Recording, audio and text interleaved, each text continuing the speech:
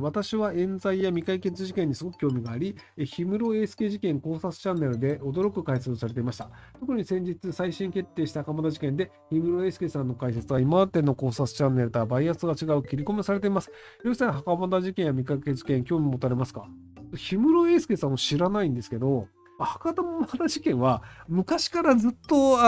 ズボン履けないのにこいつ履いてましたって言われたり、もともとなかった証拠がいきなり出てきたりとか、いや袴田事件明らかにおかしいよねっていうのは昔から言われてたんですけど、ようやく再審になったっていうのが遅すぎでしょってあるんですけど、結局日本の場合って権力がある人が引退するか死ぬかしない限り、その間違いを部下が認めることになるわけじゃないですか。先輩が間違った判断、裁判官がしました。で、そうすると、その先輩が間違ってるっていうのを後ろから指すことになるので、その先輩が引退するまでできないと思うんですよね。要は、間違った判断で、さらにそれが死刑だったり無期懲役だったりって重い判決をしたっていうのになると、その裁判官のキャリアに傷がつくわけじゃないですか。なので、後ろからさせないよねっていうので、上の先輩だったりがいなくなったりとか引退したりとか、死んでからじゃないと覆すことが難しいよねっていう先輩尊重主義的なものっていうのが結構日本はあるので、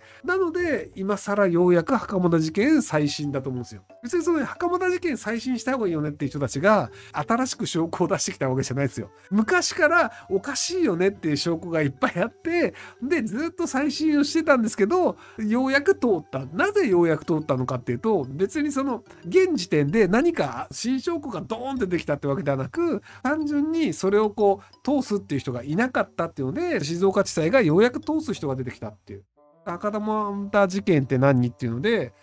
味噌屋さんで働いてた店員が店主を殺したって言って捕まったんですけど、でその袴田さんっていう人がボクサーでまあボクサーなんだから殺すっしょみたいな、なんかすげえ雑な理由でその時に着てた服はこれですって警察が出してきて、でその服を履こうとしたら小さすぎて履けなくて、サイズが B って書いてあって、B というのはすごい特殊なサイズで、ボクサーである袴田さんは体がでかいからそのサイズにしたんだっていうのを裁判で言って、裁判官もそれ書いたんですけど、メーカーはその B ブルーの B で青いって意味ですみたいなのを言ってるんですけど、なぜかそれ却下されてるんですよ。だってメーカーが B って色だよって言ってるんですけど、なぜかビッグの B みたいなことになって、判決で B を切れるのは袴田だみたいなことになって、一応無期懲役死刑どっちだっけになって、いまだに刑務所いるんですよね。再審決まったんですけど、まだ刑務所にいるっていう。まあ笑い話じゃないんですけど、すいません、笑いながらね。それひどいでしょっていうのが結構日本の裁判普通に起こりうるんですよ。なので皆さんも気をつけてください。はい。あ、刑務所いないんだ、袴田さん。あ、よかったっすね。確かお姉さんが手伝ってみたいな感じですよね。あ、それはよかった。おめでとうございます、袴田さん。個人的にこの世で一番怖いのはエリサラム事件や弁奏内開始事件、岡山地底湖行方不明事件などといった未解決事件だと思ってるんですが、ひろゆきさんはこのような未解決事件についてどう思いますか？またひろゆきさんが一番怖いと思う未解決事件ってあったりしますか？僕は記憶力悪いので、岡山地底湖ぐらいはちょろっと覚えてるかもしれないですけど、あとよく知らないですよね。で、未解決事件の本当に怖いのは多分事件化してないやつなんですよね。前にもその、殺人をいかにバレないようにするかっていう話をしたと思うんですけど、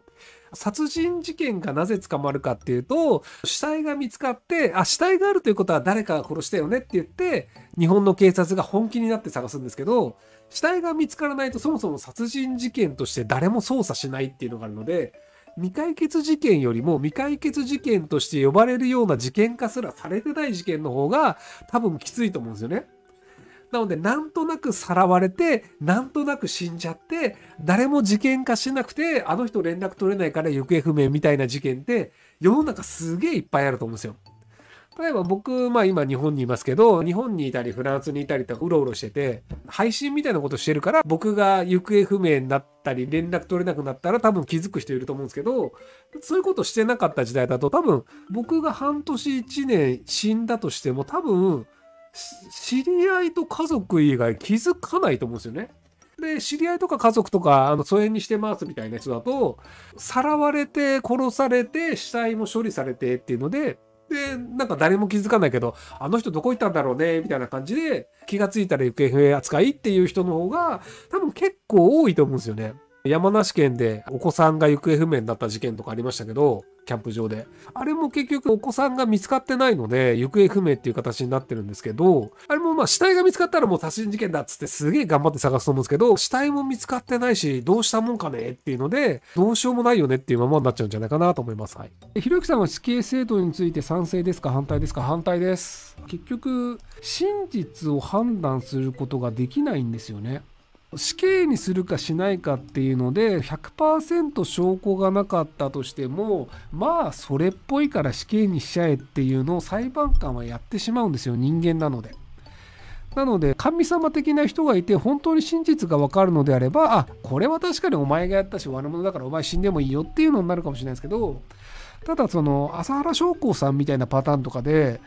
あそこまでの犯罪組織を作れたっていうのはある種の優秀さがあるので、殺してしまうのがもったいないと思うんですよね。悪いことをした人が死んだ方が遺族はすっきりするよねっていう感情はわかるんですけど、ただじゃあ未来永劫同じようなことをする人が存在しないかっていうと多分また現れるんですよ。国によってはテッドバンディみたいな人が出たりとかっていうので、宗教系の技術を使って犯罪行為をする人っていうのは世界中ちょこちょこ現れるので、じゃあなぜそういう人が現れてどうやったらそれを未来のために防げるかっていう研究をちゃんとやった方がいいと思うんですよね。なので僕は朝原将校さんは生かしてきちんと研究材料にするべきだったんじゃないかなと思ってたりします。はい。異論は全然あると思いますけど。死刑賛成ですか反対です冤罪があるので、厳罰化賛成ですか？厳罰化自体は僕はあんまり賛成ではないですね。悪いことをしたいやつを罰したいっていう因果応報的な半村美法典的な考え方で厳罰を処すべきだって考える人がいるのは分かるんですよ。でも僕は割とその社会に犯罪を減らすにはどうするべきかっていう視点で考えちゃいがちなので、厳罰にすることで社会にそういう犯罪が増えるか減るかっていうと大して変わんない場合とむしろ増える場合があるんですよね。アメリカで3ストライクアウトだっけ法案みたいなのがあって、3回刑務所行ったらもう死刑なっていうのがあって、ってことは2回目で犯罪をやった人って絶対死刑になるのが分かってるから、自分が何か犯罪をした時の目撃者は全員殺すんですよ。もうどうせ見つかったらさ、捕まったら死ぬんだから、目撃者がいたら必ず殺すよね。死刑以上の刑はないわけだから、そうするともう捕まったら絶対死刑なんだから、もう捕まらないしか選択肢はないわけよ。そしたらさ、1人殺そうと10人殺そうと一緒だから、目撃者がいたら全員殺すじゃん。それって社会のシステムとして犯罪減らす方向になってないんじゃないかなと僕は思います。はい。なのであとね、刑務所に入っちゃうと前科者になって、で世の中に出てきてほぼ就職するの無理なんですよ、日本だと今。だって前科ありますって言ったら取らないでしょ。でそうするとじゃあ結局金稼がないと暮らせないから、じゃあまた犯罪やりますかってなっちゃうので、厳罰化して刑務所の期間を長くしたり前科を負わせて、あなたは前科があるんだから社会の中で苦労しなさいってやっちゃうと、結局犯罪者のカテゴリーで暮らすしかない人っていうままにしちゃうので、どちらかというとそうじゃなくて、社会に順応できなかった理由はなぜですか、なんで社会のルールを守らなくなっちゃったんですかっていうので、きちんと社会のルールを守るっていう方向にしていくっていうのを日本の場合って女性にはやるんですよ。男性の場合放置なんですけど、女性の場合ってきちんと社会に順応するようにして再犯しないような形で世に出て、で女性の再犯率って男性より低いんですよ。なので女性にはちゃんとやってるんですよ。社会にとっていい形で刑務所入れた人も社会に戻ったらこういう風な生活をして犯罪を犯さないように暮らしましょうねって言って、分かりましたって出てって何も犯罪を犯さないでうまくいきましたって女性の場合はあるんだけど、なんか知んないけど男性の場合って仕事できなくて犯罪しました、また入ってきましたみたいな人を増やしちゃうんだよね。ご視聴ありがとうございます。今回の動画はこちらからの切り抜きになります。